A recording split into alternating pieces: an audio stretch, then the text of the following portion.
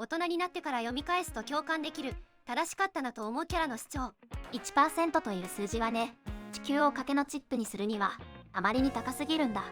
子供の頃は言い組に感情移入してたから悪役っぽく映ったけど、地球のことを考えたら正論しか言ってなかったおじさん。銀のさじ、八犬の父親、疲労で倒れるほど頑張ってる八犬に向かって、お前にその学校は合わない、とか嫌なこと言うし怖いし嫌いと思ってたけど、学祭準備中に何でもかんでも作業を請け負って息子が家から遠一で倒れたなんて聞いたらどの親でも心配してこういうし学校に不安を覚えるわ。あの頃横暴だと思ってた監督とかもそう。それ大会前に勝手にいなくなる選手は外されるわ。あんたはこの世で一番偉いのか、あんたの言うことは全て正しいのかって言ってるけど、少なくともこの場ではお前よりは偉いし、大会前に無断でいなくなる選手を大会に出さないのは正しいよとしか言えんな。キャプテンの五十嵐キャプテン時代、早朝から部活の練習に出かけて深夜に帰ってくる1年生の息子を案じ部活の時間を減らすよう校長や顧問や五十嵐と話し合いの場を設ける母親。私立高校の甲子園常連校ならまだしも公立中学でこの異常な練習量は保護者としては問題ありと思うわな。日が暮れて学校から追い出されても近所の工場の明かりを頼りに夜22時まで練習。そして翌日は早朝5時から練習開始という授業と家で寝る以外は1日10時間練習の鬼スケジュール。これで部員の親からクレーム来て驚く方がやばい。スラダン、赤木の過去回想に出てきたやる気なくて赤木に投げ飛ばされた当時のバスケ部員。1、2回戦突破できれば上等なレベルの高校。監督がやる気あるわけでもないしエンジョイ勢でいいじゃん。安西先生も三井を放置してたって言われるけど、膝の大怪我なんて高校1年生がバスケやめるのに十分な理由だし、バスケ部に引き戻すべき状況には見えない。まして熱心に指導した結果教え子なくした直後の人がバスケやめた子供に手を出すとか無理だわな。俺も大人になってから銀玉の服部の苦悩が理解できたよ。字ってすごく辛いよな。大人になってからってわけじゃないけど、山田さんの母親デフォルメされたみーちゃんの時は頭ごなしだしひでえ毒親だなと思ってたけど、このみーちゃん出てきて山田さんの部屋も描写されてなかっただけでめちゃくちゃになってたのを見たら、この件に関してはお母さん正しかったなって思った。子供のおもちゃでさなちゃんが人形病になった時、葉山が無理やりでもさなを治そうとして、心が壊れたならまた治せばいいみたいに言うんだけど、さな母が無理やりやっても治らなくなったらどうするの？ものじゃないのよみたいに返すんだよね。子供の頃は状況が改善しないのに何もしない大人たちの動きがよくわからなかったけど、今見ると病気に関して時間をかけて向き合ってたのは大人だわ。なんだってわかった。子供はやっぱり今目先のことってなってんだよね。メダリストの祈りのお母さん、初めて読んだ時はまだ学生だったから好きなことやらせてやれやって思ったけど、ただでさえ人よりできないこと多いならせめて傷つく機会を少しでも減らしてやりたいと思うの納得できてしまった。親が反対するのって別に悪いことじゃないんよな。親も人間で自分の考え方ってものがあるんだから、何でも賛成するだけがこのためじゃない。それぞれの立場からの意見があってしかるべき。願わくば子が傷ついて帰ってきた時、だから言ったのにとか言わずに、今日何食べたいとか聞いてあげる。そういうのが役目なんだろうなって。子供の夢に苦言を呈する大人というと、じゃじゃ馬グルーミングアップの主人公の親父と主人公の会話がリアルで、親父に共感した覚えがあるな。親にろくに相談せずにいきなり家を出奔して牧場で働くってなったら、そら父親なら頭抱えるわ。宇宙兄弟のボルツなんかは失敗することを恐れて安定ばかり取るから、子供の頃は主人公の邪魔すんだヘタレって嫌いだったんだけど、一杯のワインの中にスプーン一杯の毒、もう飲んでも大丈夫ですよと言われたところで気になら飲むかっていうセリフを読み返した時に、そりゃそんな不安分子外すよなって思った。ちなみにこのシーンは月面事故で宇宙服がトラウマになった宇宙飛行士やその上司が克服したからまた月へ行かせてと訴えるも断られる場面。有能な宇宙飛行士はたくさんいるからね。正論でしかないんだよね。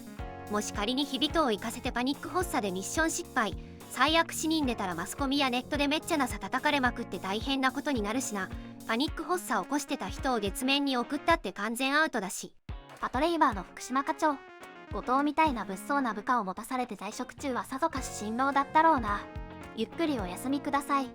何が大人たちは夢見ることを忘れた人種だ。お前らみたいなクソガキ育てるのに必死でそんなもん見てる暇あるか。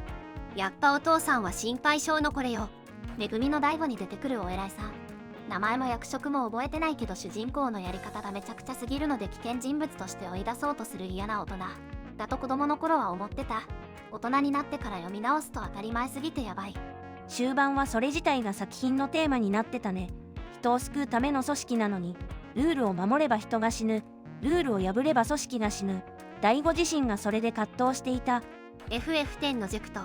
子供の時にプレイした時は不運としか思わなかったのに、大人になってリマスター版やり直したらこの親父めちゃくちゃ不器用すぎるって泣いてしまった。将来を心配して過剰に口出しする親は結構いろいろとあるかも。光の碁で八代を囲碁の道に進ませたくなかった親父とか。一握りの人しか勝ち上がれない世界だからな。ぶっちゃけ人生経験薄い子供より実際社会に出て人生経験も豊富な親の方がそりゃ現実見えてるからね。親だからこそ子供に不安定な職業を目指してほしくないし、安定した職に就いてほしいと思うのは当たり前だよね。ヒロアカの信楽戸村の父親、オールマイトの師匠志村奈々の息子。自分を守るためとはいえ母親と距離を置くことになり、その母もヒーローとして死に、その死に目にも会えなかった。そら息子がヒーローになりたいなんて許すわけがないし、そんなもの嫌いだってなるのも無べなるかな。結果溜まったストレスをいいようにヴィランに利用され、息子の力の覚醒に巻き込まれて死亡。あまりにもこの人の人生は何だったんだすぎる。作者も単行本のおまけで彼は悪くないってはっきり言ってるからね。共感とまで行くと言い過ぎなんだけど、金田一の七不思議殺人事件の的場先生がちょっとやったことはそりゃあかんことだが、過去の製薬会社のやらかしで詰められるのは不憫に感じるようになった。一社員の研究者が会社の不祥事隠すために一人教員になって何十年も過ごしていたってなかなか壮絶。的場がやったことは決して許されないけど、現況ポジションな当時の幹部連中は的場に全部丸投げして天寿全うしてるの含めてちょっとだけ同情しちゃうのはあるよな。的場の立場でまともな精神状態で入れるかと言われればなかなかきついだろうし。まだ子供のご飯ちゃんを殺し合いの場に立たせるな。悟空さは修行だけじゃなくて働いて家庭に金を入れろ。悟空がいなきゃ世界が終わってんのはそうなんだけど、それはそれとしてこの主張はほんとその通りすぎて。表現者の秀吉だな。特に醍醐の花見の茶席で白のために最大の理解者でもあった主君を殺めてしまった後悔を吐露するシーン。ガキだった頃は白ってものに全然ピンとこなかったんだけど、大人になるにつれて自分に白がないことの惨めさってのが身に染みてわかるようになった。愛だの正義だのよりよっぽど真に迫った行動理由なんだよな、白って。むしろ白なんて大事にしても仕方ないと頭では理解できるからこそ、それでも野心が求める白の魔力が理解できる。笑うセールスマンでバッドエンドに見えてたけど、本人にとってはグッドエンドな方々。画像は頼もしい顔。昔から頼もしい顔をしていると周囲に頼られ続けることに疲れた主人公が喪黒福造に頼れる人を紹介してもらうというストーリー。主人公目線では相手は光り輝くお釈迦様。しかし実際は